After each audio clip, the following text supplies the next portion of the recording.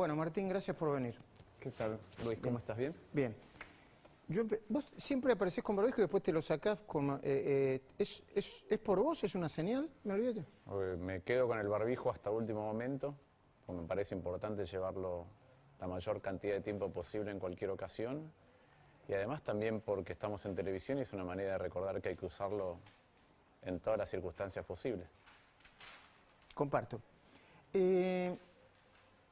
Ya que estamos hablando de esto, ¿por qué no tenemos las vacunas que teníamos que tener? Se elige, para vos, de la cantidad de datos que recibís, no tenemos la vacuna de Pfizer, pero no sé, de Moderna, no, porque no lo presentó, de Johnson & Johnson, que todavía está en la ANMAT, ¿por alguna razón geopolítica? Era difícil saber cuáles han sido las motivaciones. Lo que sí podemos saber a esta altura es que, mirando los datos, la gestión de la pandemia, incluyendo la parte sanitaria, también de la parte económica, ha sido deficitaria. Y que Argentina no tiene la cantidad de vacunas que podría tener.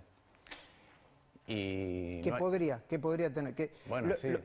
Podría haber tenido antes. Tomó malas decisiones y no las tuvo. Eso es. Bueno, creo que a esta altura eso ya es bastante obvio, que podría haber tenido más vacunas. De hecho, empezando por Pfizer, hasta, vos decís, todavía no tenemos la aprobación de la Janssen, de Johnson & Johnson. Y sin embargo, otras vacunas han tenido aprobaciones más rápidas. De hecho, la Sputnik ha tenido aprobación de emergencia por parte del Ministerio de Economía, por parte del Ministerio de Salud. Entonces, está claro que tenemos menos vacunas de las que podríamos haber tenido. Yo igual centraría la discusión en cuánto podemos resolver las cuestiones acerca de la vacunación de cara al futuro. Porque vos pensás que las vacunas por las cuales nosotros no fuimos, la Pfizer, la Janssen, la Moderna, son aquellas que además van a tener mayor oferta en el futuro. ¿Por qué? Porque tienen gran capacidad de producción, particularmente Pfizer, pero además porque los lugares a donde la Pfizer fue primordialmente han vacunado a muy alto nivel. Entonces ahí la demanda empieza a caer, versus la vacuna, la Sinovac, por ejemplo, que también ha tenido un alto nivel de producción parecido a la Pfizer, pero la demanda de esa vacuna sigue vigente.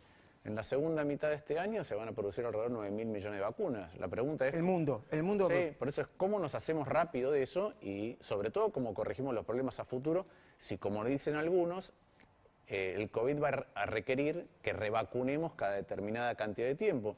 Yo quiero recordar que la estimación de vacunas para el otro año es todavía varias veces superior a esos 9.000 millones, no me acuerdo si son 30 o 40.000 millones de vacunas. Entonces, la verdad que lo que hay que hacer es ver cómo procuramos vacunas a futuro.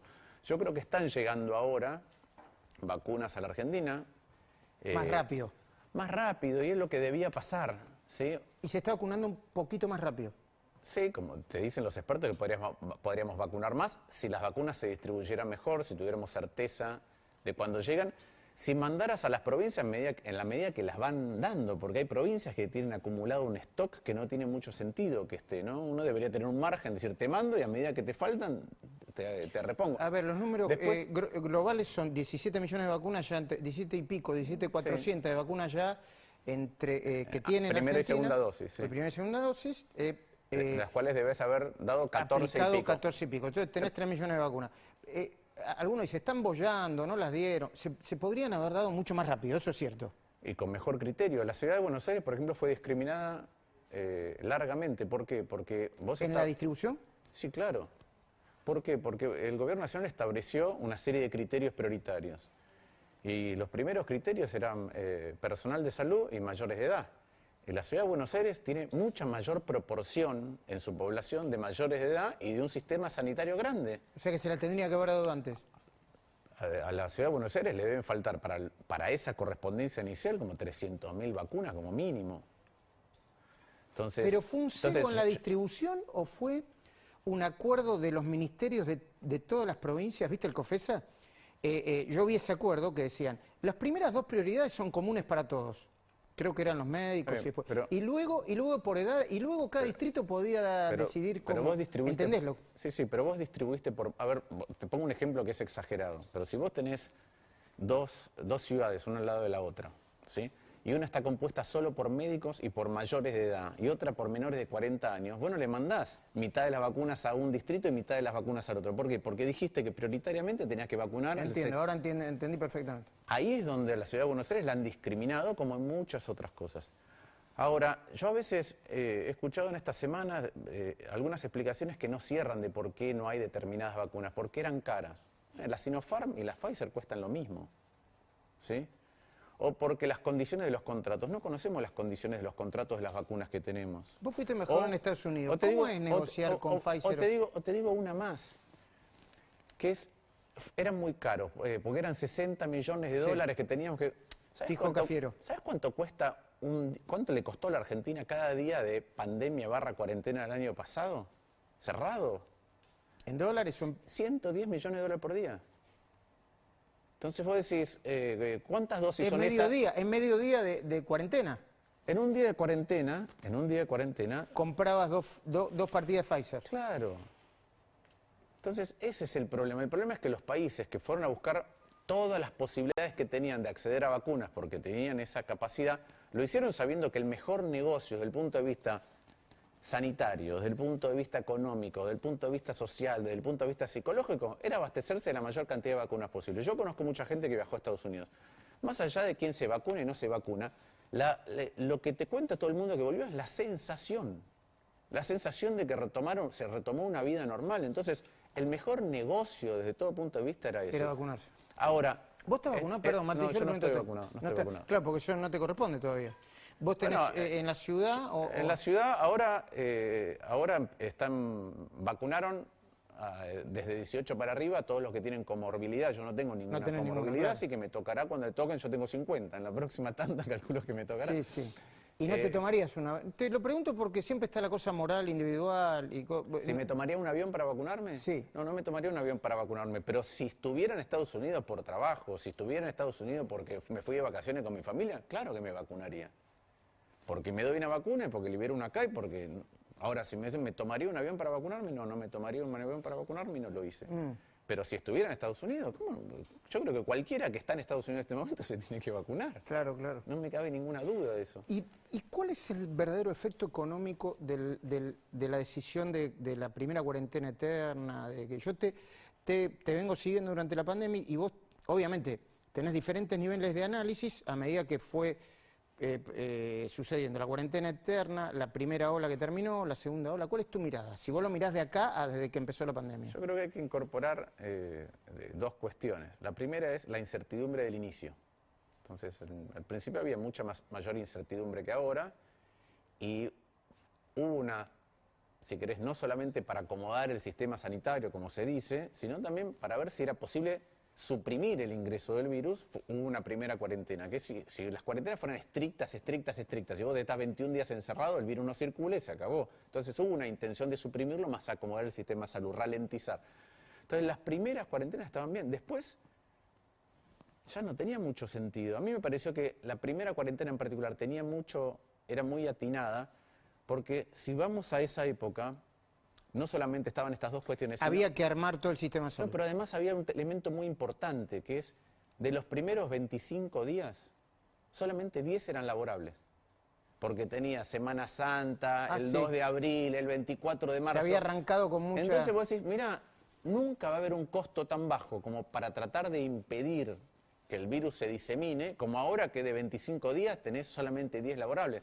A medida que transcurren los días, si vos mantenés la cuarentena estricta y la mantenés, el costo es cada vez más grande. De hecho, una de las cosas que pasa, en mi opinión, igual que pasa con el virus, que tenés asintomáticos, en la medida en que la cuarentena va afectando empresas, hay enfermos desde el punto de vista económico que también son asintomáticos. Te doy un ejemplo para entender de qué es lo que estoy diciendo. Cuando vos recorres la ciudad de Buenos Aires en cualquier barrio, ves un montón de locales cerrados. Tremendo. Hay alguien ahí, dueño de locales, que no está recibiendo ingresos. Tremendo. Hay alguien a quien ese dueño local le compra. Bueno, el que depende por ahí, no importa que le... La economía está rota. Bueno, hay algunos afectados por lo que viene pasando que todavía no han tomado debida conciencia. Yo creo que ahí es donde la dirigencia política, económica, es decir, política empresarial, sindical, mediática, no estamos teniendo una buena discusión de cuán grave es lo que está pasando en la Argentina. Y por eso digo, las vacunas hasta ahora creo que no debe haber dudas de que la gestión de las vacunas, igual que la pandemia, fue mala.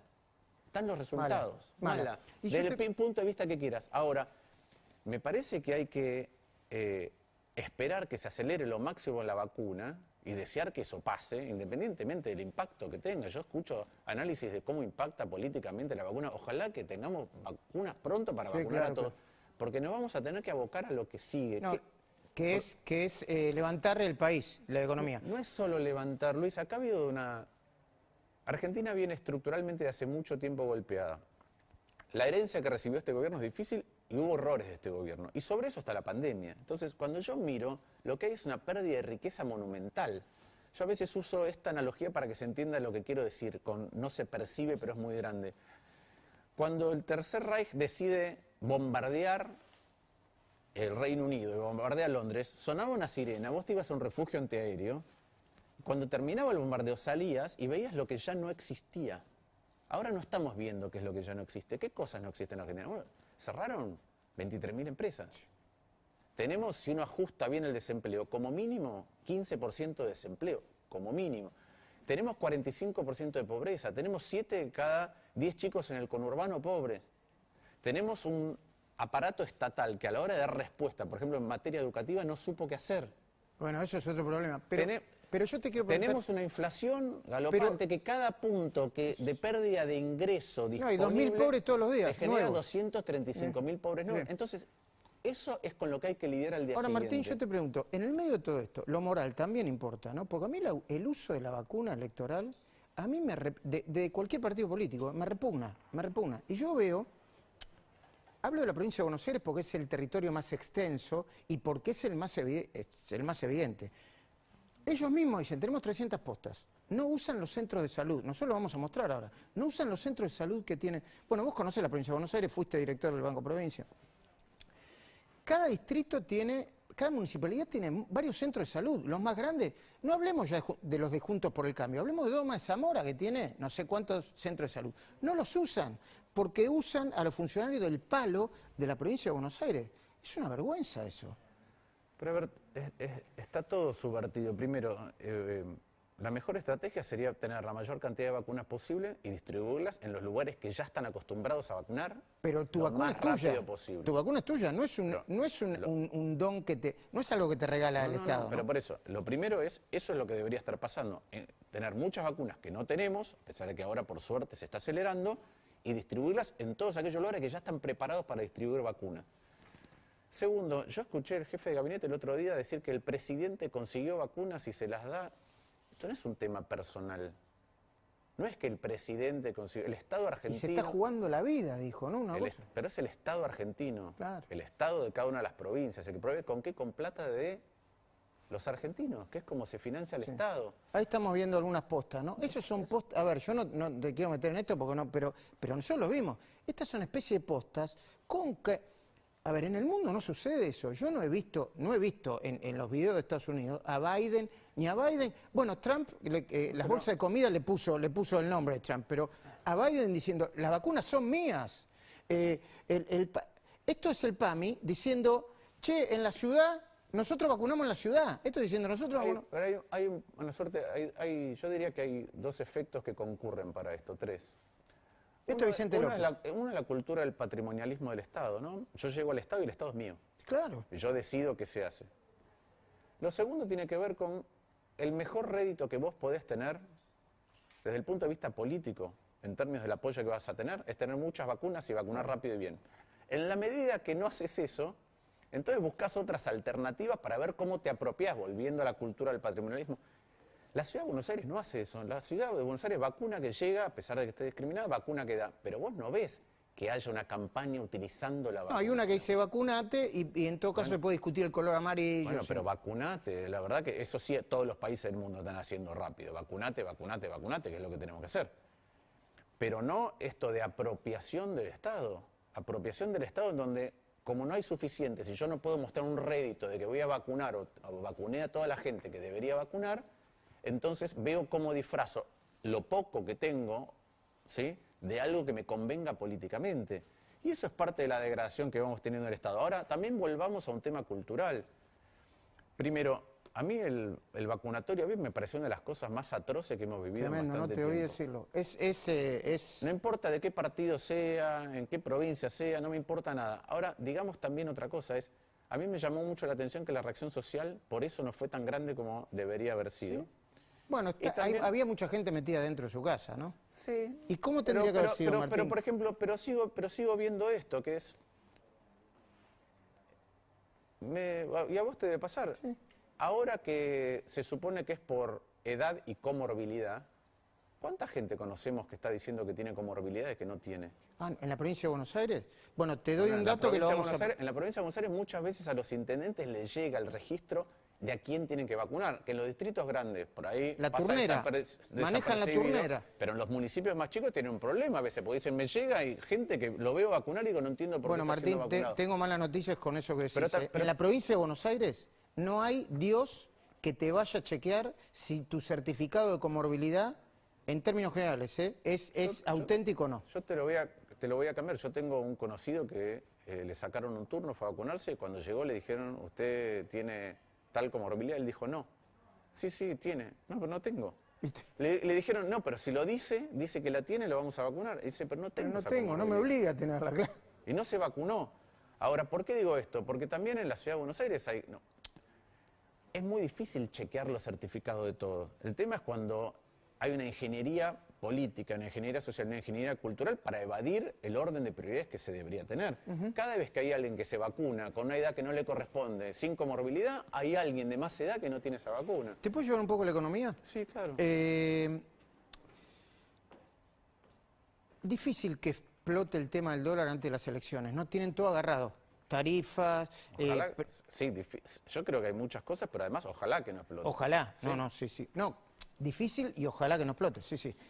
Pero al mismo tiempo todas las variables económicas las están sosteniendo, las están, ¿cómo se dice?, forzando fuertemente. Y vos pensás que tenés una inflación elevadísima los últimos 6 meses, ¿sí? Que si la anualizás es 58%, una cifra parecida a eso, ahora no recuerdo el dato exacto, aun cuando estás conteniendo un montón de precios. ¿Qué quiere decir que estás conteniendo un montón de precios? Bueno, has hecho paritarias por debajo muy por debajo de ese ritmo de inflación.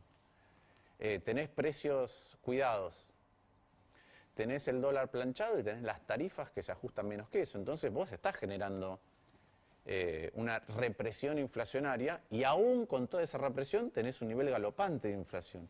Y lo que es más grave es que no hay una conciencia de cuánto genera eso. Sí hay una preocupación política, pero no una conciencia de El impacto real. cuán grave es, porque si hubiera una conciencia de cuán grave es, sería distinto el abordaje. Hace poco, Manuel Álvarez Agis, que fue viceministro de Economía de Cristina, dijo en una entrevista, creo que con Ernesto Tenenbaum, dijo, Sí. Podemos discutir cómo se baja la inflación, pero seguro que no la vamos a bajar haciéndonos los tarados, Sí. Dijo, haciéndonos los distraídos. Dijo otra primero hizo palabra. una entrevista con Fontevecchia y después dijo Dijo eso. otra palabra, pero no, haciéndote el distraído seguro que no la vas Sí. a parar. Entonces, existe inflación que se va acumulando porque eso lo vas a tener que corregir, pero lo vas a tener que corregir y otra vez sin un marco de hacia dónde querés caminar colectivamente para resolver el problema y sin coordinación acerca de un sendero donde cada sector tenga que hacer un aporte, es decir, pague un costo para acomodar los desequilibrios macro. No vamos a bajar la inflación sin costo. A Martín Guzmán, en términos de políticos que imparten la política económica, le doblaron el brazo. ¿Es una pregunta inconveniente eso para hablar de política? ¿Perdió poder? No, yo veo las señales que en el Senado, ¿no? Veo un ministro que ha hecho esfuerzos por resolver algunas cuestiones, entre ellas todas las que tienen que ver con financiera, deuda, que no se ha resuelto. ¿Sí? Todavía vamos año y medio, pero no se ha resuelto. No se ha resuelto ni lo del fondo, ni lo del Club de París, pero tampoco con los mercados. ¿Por qué? Porque es cierto que vos reestructuraste y renegociaste la deuda, pero uno de los objetivos era pagar menos y otros volver a tener acceso al mercado, y no tenemos. Argentina paga hoy unas tasas que la verdad que no te dan acceso al mercado, por ende no le dan al sector privado. ¿Y qué veo? Que cada atisbo de racionalidad o de un poco de orden, de tranquilidad, como le gusta decir al ministro, acerca de qué es lo que hay que hacer con la economía, De que no te descuajeringuen la vida, como hay diría una Cristina. señal en el Senado que va en sentido opuesto. Una locura. Para mí, Bueno, yo lo había hablado con vos hace un tiempo y vos me dijiste que en política económica vos tenés que tener un rumbo. Después ves si el rumbo es bueno, pero lo principal es tener un rumbo. Obviamente, si es bueno, mejor. Y otra cosa que me dijiste tiene que ver con las tarifas, yo me acuerdo. Cuando se discutía durante el gobierno de Macri, vos decías, mira, hay una manera de subir las tarifas que es de manera escalonada, con previsibilidad y, ¿cómo decías? Con seguridad en el tiempo. El 4, el 5 y que llegue hasta... Y porque cuando se atrasan las tarifas o cuando suben los subsidios es porque las tarifas suben menos que la inflación general.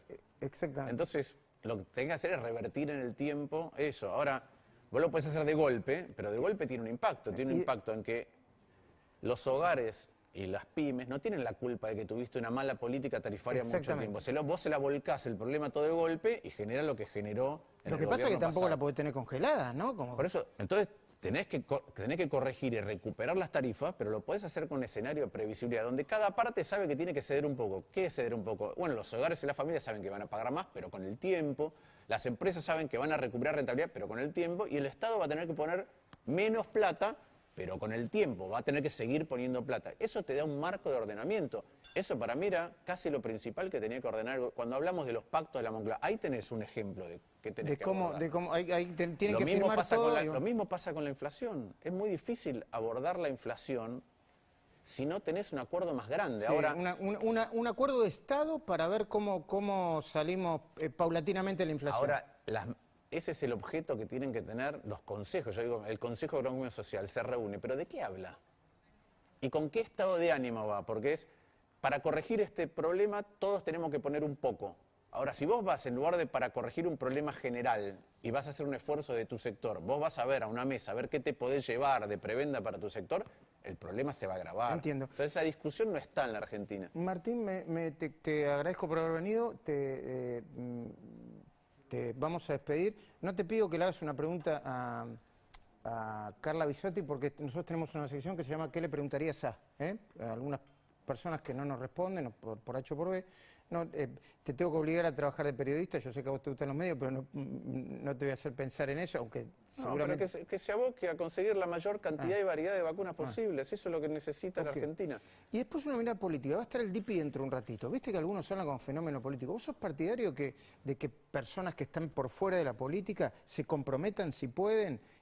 Porque están hablando de que en cualquier momento se puede meter en política. ¿Te gusta eso? Sí, a mí me parece importante. A mí me parece importante primero porque hay carencia de dirigencia, hay carencia de visiones y hay experiencias distintas que se pueden traer. Lo que me parece que es muy importante para eso son las PASO, porque hoy vos tenés democracia de candidatos, de personas en muchos lugares, pero el deber del largo plazo, de trabajar, a mí me dijo una vez Ricardo Lagos, el deber del largo plazo está con el partido tiene que saber hacia dónde camina, después... Tiene que formar cuadros, tiene que tener una ideología, tiene que generar instrumentos. Pedís pasos. ¿Pero sí. por qué? Porque la conjugación de las dos cosas se da con las PASO. Si vos vas a una interna y traes al DIPI, en la interna le van a ganar.